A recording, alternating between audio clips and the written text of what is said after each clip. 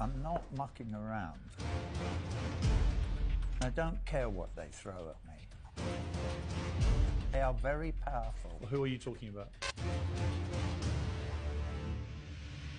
There's no two ways of looking at the Universal Declaration of Human Rights. You either believe in it or you don't, and you cannot cherry pick it. And what you said earlier excuse me, yeah. Don't interrupt. What you said earlier was that Palestinians, all Palestinians, should have exactly the same human, religious, civil, legal rights as all Israeli Jews.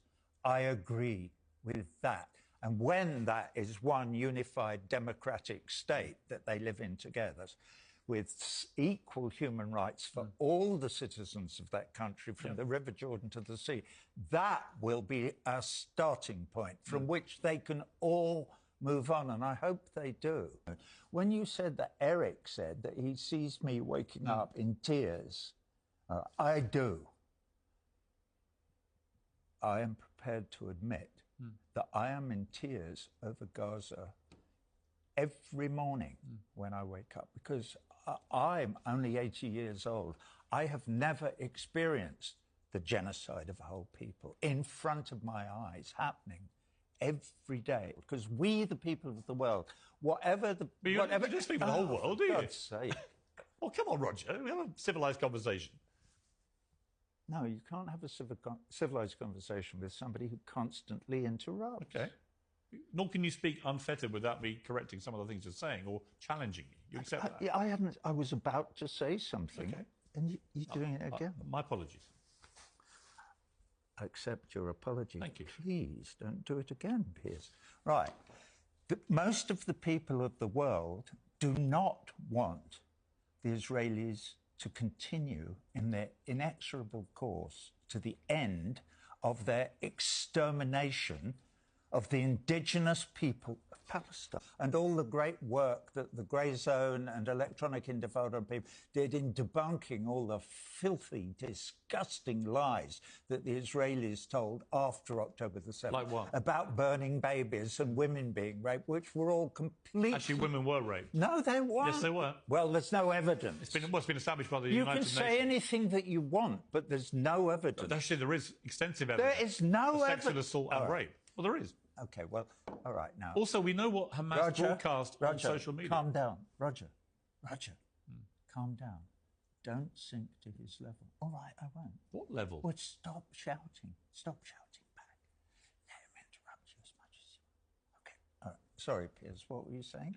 What you have to do now, Piers, is go and look through all the documentation that there is and all the video evidence that there is of those paramedic people lying about burnt babies and rape and babies in ovens and all the atrocity stories that came out immediately after... Excuse me, I haven't finished. Immediately after October the 7th, that gave impetus to the idea somehow that to commit genocide on the people of Gaza would be a reasonable defence against all those atrocities, which is the story that you, among others, have tried to sell to your audience. No. Somebody invades your country, kicks all your people out of their homes, steals everything and is stealing all your land and occupies all your land for 75 years. You have an absolute right to armed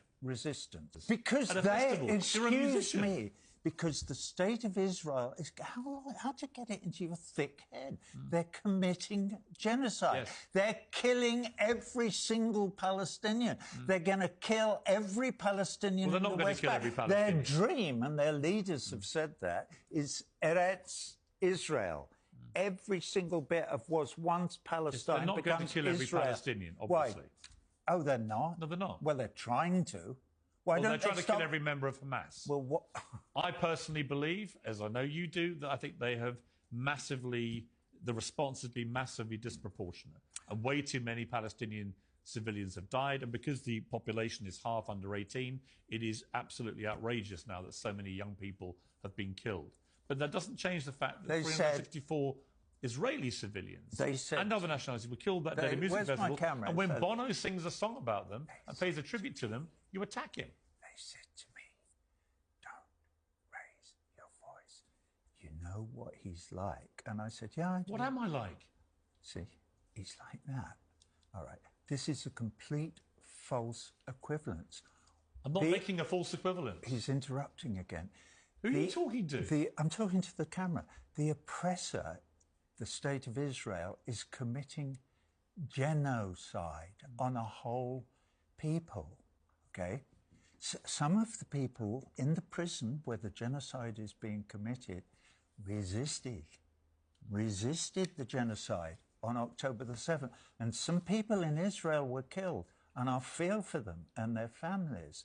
But let's not forget where all this started. It started in May. I believe it was May. May even have been the 15th of May, 1948, at the Nakba.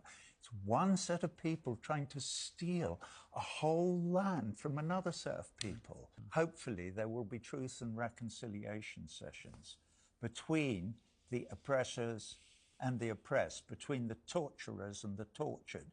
The oppressors and the torturers are the state of Israel. The oppressed and the tortured are the people of Palestine.